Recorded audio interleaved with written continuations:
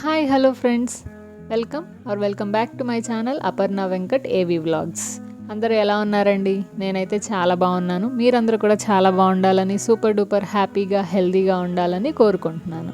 అయితే ఈ వీడియోలో నేను మీకు ఒక మంచి పరిష్కారం గురించి చెప్పబోతున్నానండి. వీడియో ఎండ్ వరకు స్కిప్ చేయకుండా చూడండి.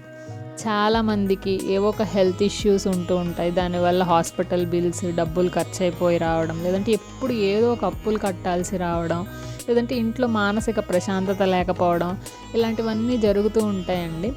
అయితే ప్రతిదానికి ఒక పరిష్కారం ఉన్నట్టే దీనికి కూడా మనకి ఇంట్లో చేసుకోదగ్గ చిన్న పరిష్కారం ఉందండి. అదేంటో నేను మీకు చెప్తాను. దీనికి మనకి ఒక రాగి చెంబు కావాలి.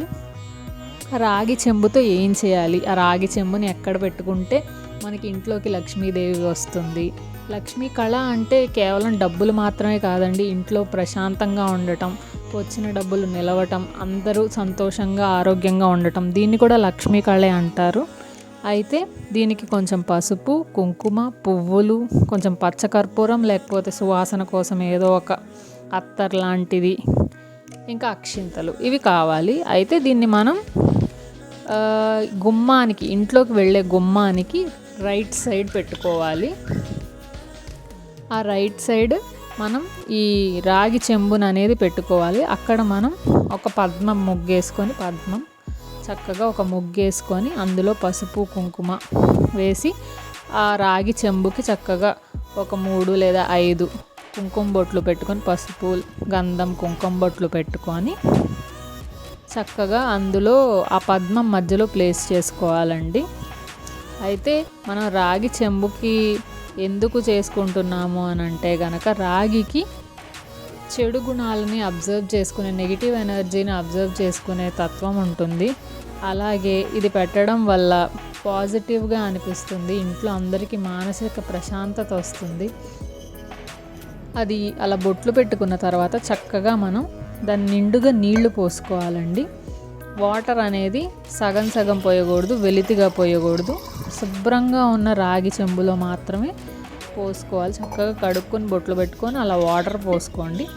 వాటర్ పోసిన తర్వాత దాంట్లో కొంచెం పసుపు, కొంచెం కుంకుమ, కొన్ని అక్షింతలు, ఒక పువ్వు, పచ్చకర్పూరం లేదంటే మామూలు కర్పూరం అయినా సరే ఒక కర్పూరం వేసి తప్పకుండా అందులో ఒక రాగి నాణెం కానీ లేదంటే ఒక రూపాయి బిళ్ళ కానీ వేయండి. నేను తర్వాత లాస్ట్లో వేసానండి, వీడియోలో రికార్డ్ చేయడం మర్చిపోయాను. అండ్ ఇవన్నీ వేసిన తర్వాత ఆ చెంబుని మనం గుమ్మానికి లోపల పక్క, మన సింహద్వారం నుంచి లోపలికి వచ్చేటప్పుడు మనకి కుడి చేతి వైపు ఉండాలి.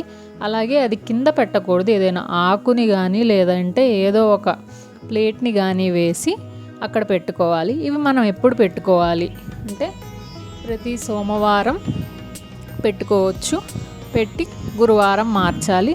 లేదు అని అంటే కనుక మళ్ళీ గురువారం పెట్టి సోమవారం మార్చాలి.